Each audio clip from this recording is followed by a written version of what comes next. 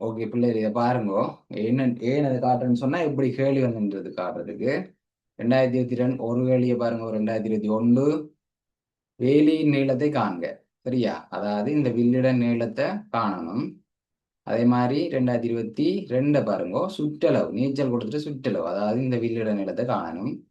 அதே மாதிரி 2023 பாருங்க, வேலியின் நீளத்தை காண்க, அதாவது இந்த சிடியோட நீளத்தை காணணும். சரியா? 2024 பாருங்க, சுற்றளவு, அதாவது இந்த வில்லிட நீளத்தை காணணும். 2025 பாருங்க, வேலியின் நீளத்தை காணணும். சரியா? வேலி வேலி வேலி, அதேதான் திரும்ப திரும்ப வந்திருக்கு. அதாவது வில்லின் நீளத்தை காணணும். அப்ப டீட்டா முன்னுகிற 2πr. அடுத்த பாருங்க, 2020 பாருங்க, அரைவட்ட பகுதியின் பரப்பளவு. 2021 பாருங்க, அரைவட்ட பகுதியின் பரப்பளவு. 2022 பாருங்க, நீச்சல் குளத்துக்கு ஒதுக்கப்பட்டுள்ள பகுதியின் பரப்பளவு. அதாவது இந்த இதை காணணும், தனியை காணணும்.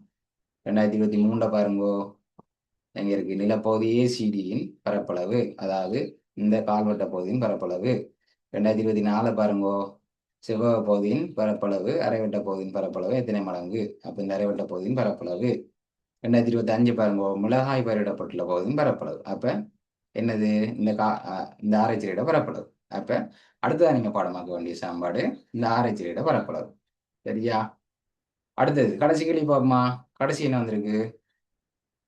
ஓகே, நீ பாருங்க, அரைவட்ட பகுதியின் பரப்பளவுக்கு சமமான பரப்பளவை மேற்குறித்த உருவுல வரைவோம். சரியா? ஒரு செவ்வகத்தை மேற்குறித்த உருவுல வரைவோம். 21 22 கேள்வி பாருங்க, உள்வளர்க்கப்பட்ட ஒதுக்கப்பட்டுள்ள பகுதியின் பரப்பளவு சமனான பரப்பளவை, அதாவது ஒரு செவ்வகத்தை மேற்தந்த உருவுல வரையிட்டான்.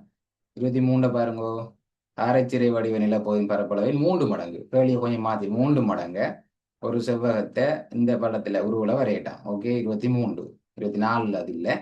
25 பாருங்க, 25 தக்காளி பயிரிடப்பட்டுள்ள பகுதியின் பரப்பளவு சமனான பரப்பளவு உள்ள செவ்வக பகுதியை உருவுல விரட்டான். விளங்கிச்சுதா? என்ன நடக்குதுன்னு விளங்கிச்சுதா? அப்ப உங்களுக்கு என்ன கேள்வி வருமானு விளங்கிச்சுதா? உங்களுக்கும் அதே கேள்விதான் வரப்போகுது. சரியா? அப்ப இதுல இருந்து என்ன விளங்குதுன்னு சொன்னா, சுற்றளவு பரப்பளவு கேள்வி எப்பவுமே 2வது கேள்வியா வந்திருக்கு கடைசி 6 வருஷம். 24ல மட்டும் தூர நேர வரைவோட வந்திருக்கு. இருந்தாலும் தூர நேர வரைவுக்கு 4 மார்க்ஸ் தான், இவருக்கு தான் 6 மார்க்ஸ் கொடுத்திருந்தாங்க. சரிதானே? அப்ப உங்களுக்கும் பகுதி 1ல 2வது கேள்வியில சுற்றளவு பரப்பளவு வரலாம். வருமென்று சொல்லக்கூடாதானே, வரலாம். 1வது கேள்வி நீளமாக இருக்கலாம். 2வது கேள்வி ஆரைச்சீர பரப்பளவாக இருக்கலாம். 4வது கேள்வி ஏதாவது ஒரு பகுதியில பரப்பளவுக்கு சமமான ஒரு பகுதியில பரப்பளவை இந்த படத்துல சேர்க்கணும். சரியா? இந்த படத்தோட சேர்க்கணும். அது எந்த பக்கத்துல சேர்க்கணும், படத்துக்குள்ள சேர்க்கணுமா, வெளியே சேர்க்கணுமா, எல்லாம் தெளிவாக சொல்லுவாங்க. அப்ப உங்களுக்கு என்ன கேள்வி வரும் என்று தெரியும், எந்தெந்த சமன்பாடு பாடமாக்கணும் தெரியும். பிடிஎஃப் ஒன்று தந்திருக்கிறேன், பிரிண்ட் எடுத்து வீட்டுல ஒட்டி வச்சிருக்கிறீங்கள். ஏதனி குடிக்கக்குள்ள பார்த்து பார்த்து பாடமாக போது 10க்கு 10 மார்க்ஸ் எடுக்கிறதுக்கு எல்லாருக்கும் வாழ்த்துக்கள். என்னுடைய வகுப்புல இணைந்து எல்லாரும், வகுப்புல இணையாத எல்லாரும், யூடியூப்ல பார்த்து கொண்டிருக்கார்கள் எல்லாருமே இந்த கேள்விக்கு 10க்கு 10 மார்க்ஸ் எடுப்பீங்க என்று நம்புறேன்.